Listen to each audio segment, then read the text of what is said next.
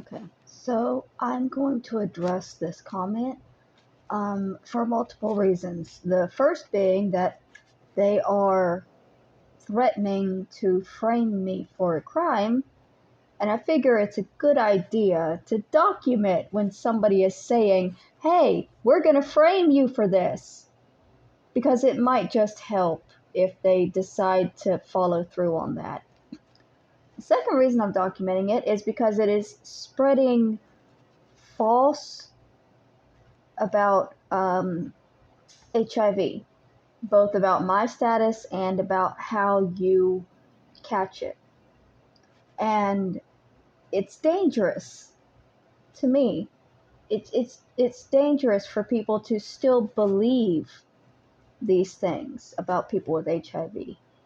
These things that were spread in the 80s to scare people and make them fear the sick instead of showing any compassion, because, well, you might get sick yourself if you so much as speak to one.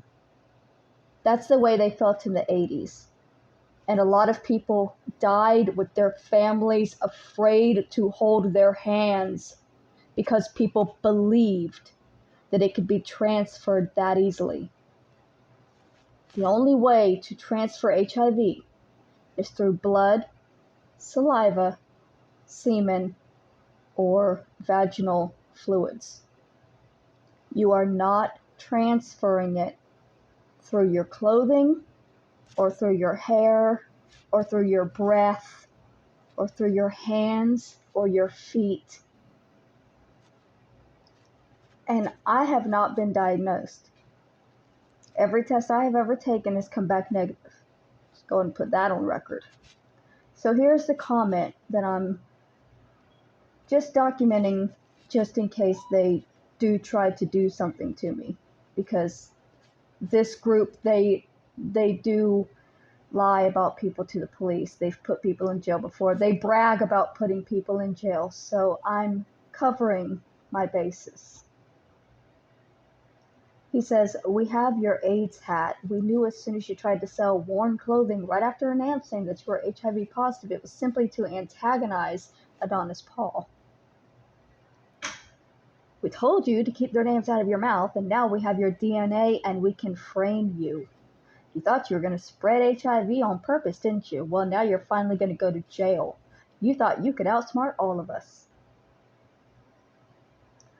So the person that bought my hat is safe. You cannot spread HIV through clothing, even if it's clothing that's been handmade. They're doubly safe because I have not been diagnosed with HIV. I'm not trying to infect anybody. I'm not sexually active. So I'm simply documenting this in case the police ever come to my door, because this person is admitting that they're going to attempt to frame me for some crime that I have not committed. And I just want to make sure that I'm safe from that.